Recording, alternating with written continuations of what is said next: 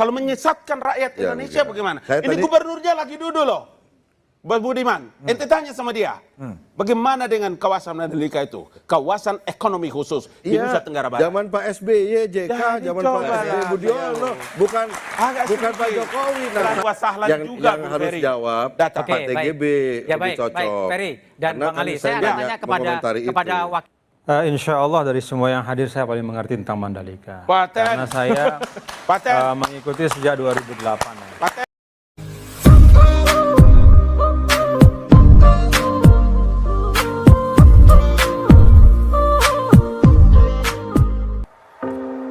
Analog yang paling sederhana itu kan pengalaman saya pribadi. NTB dengan kompleksitas masalah yang tadi disebutkan ya cuma 5,5 juta, jauh tentu lebih sederhana dibanding Indonesia. Dan saya merasakan betul satu periode itu memang tidak cukup. Itu satu. Yang kedua, sekarang sedang nih. Apalagi? Tuan Ali, bentar dulu. Apalagi? Sekarang dengar dong, Fer. Tuan Ali. Jadi sekarang juga secara objektif ya, Bung Ferry, ini kan sedang berlangsung pembangunan yang besar sekali di mana-mana. Biayanya ini ratusan bahkan ribuan triliun. Bukan uang pribadi Pak Jokowi. Sebagiannya dari pajak kita. Sebagian yang kurang itu kita meminjam dari luar negeri. Kemaslahatan kita ini harus tuntas semuanya. Bagaimana kita bisa meningkatkan daya saing kalau kemudian mohon maaf, kita belum punya tradisi kepemimpinan, tradisi estafet kepemimpinan yang kuat. Jadi pertanyaan menurut saya perlu agar beliau diberikan kesempatan menuntaskan semua apa yang sedang dikerjakan, yang biayanya sangat besar untuk membenahi infrastruktur. Pertanyaan terakhir, TGB yang belum terjawab, berlabuh ke istana atau tetap di NTB? Kemana Allah Subhanahu Wa Taala menetapkan. Terima kasih TGB. Terima kasih semuanya yang telah hadir di sini. Oleh karena itu, berkali-kali saya bilang, Fer, ente dengar, ente tadi bicara saya dengar. Maka itu saya bilang, setiap kali Anda ingin membicarakan tentang keberhasilan dan kegagalan sebuah pemerintahan, dalam hal ini adalah pemerintahan Joko Widodo, beliau presiden yang saya muliakan, yang saya hormati, maka Anda mesti menunjukkan data dan fakta supaya tidak menjadi fitnah dan mengadu domba.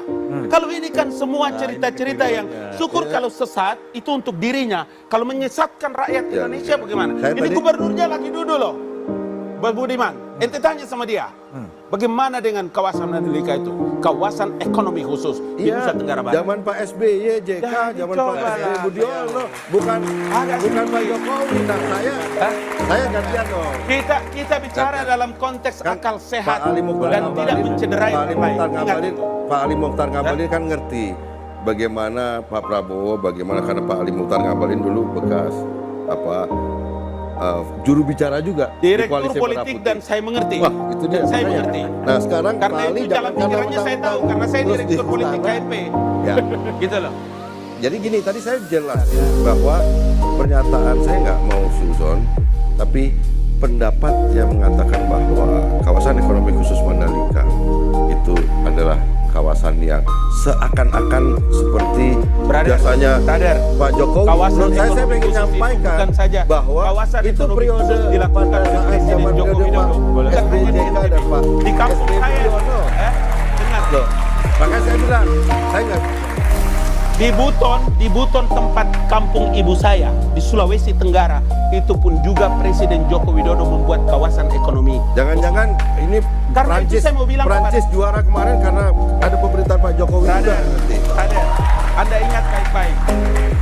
Begitu Presiden Joko Widodo dan pemerintahannya menetapkan kawasan ekonomi khusus di sejumlah tempat yang ditunjuk oleh pemerintah, masyarakat itu mengucapkan kalimat yang sama, ahlan wa sahlan juga. Harus jawab data Pak TGB.